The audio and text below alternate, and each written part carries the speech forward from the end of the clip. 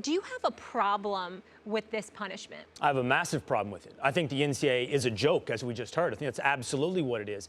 And this punishment is a joke of an overreaction. And it's the NCAA telling on itself. This is the last death throes of somebody who's about to get completely exposed, that being the NCAA. Now, why do I tell you that? I'll give you 3 reasons. Number one, they seem to have a history now of punishing the harshest those who come down on themselves. First, it was Notre Dame just a few weeks ago who told on themselves to the NCAA that they had a student trainer helping 2 students who were on the football team cheat. For turning themselves in, the NCAA vacated almost 2 years' worth of Notre Dame's wins. Here we have Louisville, who punished themselves. Now, they didn't turn themselves in. Let's not pretend like Louisville is some, angel in this scenario. They're absolutely not. But they did punish themselves. They did take themselves out of postseason tournaments. And for that, the NCAA comes down hard. This in opposition to, for example, the University of North Carolina, who's fought them tooth and nail on their academic violations, and North Carolina has got off easy. So message number 1, the NCAA says, is if you turn yourself in or you punish yourself, we'll come down on you harder than if you fight us. Perverse incentives. Yeah, absolutely perverse incentives. Second, look, the past happened. You can't make it go away. USC was national champion in the early 2000s.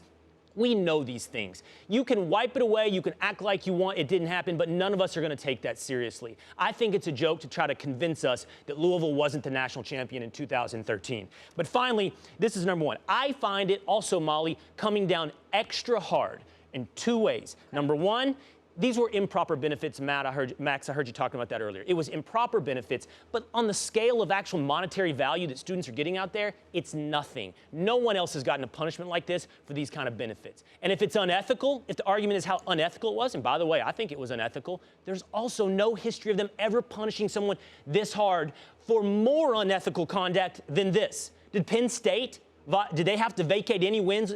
No. That's a great point. When it was all said and told, Penn State did not have to vacate any wins. So I don't see any precedent, any consistency. So in the end, you know what I think NCAA is doing here? They're about to get busted. There are programs cheating.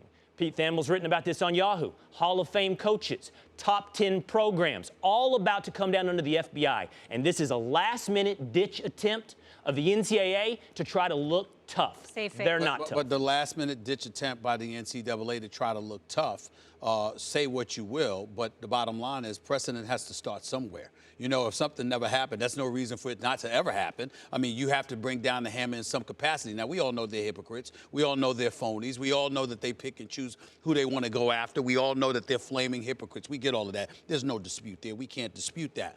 But in the end, what it comes down to is that whether or not what was transpiring was a violation, and it was a violation. No doubt. Now, if it was a violation, basically what you're saying is because you didn't punish anybody before, you shouldn't have done so in this particular instance. I'm saying that it has to start somewhere. Well, real quick, I'm not arguing for no punishment, Stephen. Okay. I'm saying vacating national titles in 4 years worth of wins is an overreaction. Severe. Yeah, well, let me tell you why I don't think it's that severe. I think it's much ado about nothing. I think the Louisville players are right. What you gonna do? I saw them beat Michigan for the national title. I remember that. One of Kevin Ware and one of the other players talk about, I still got this ring here. They ain't giving that back.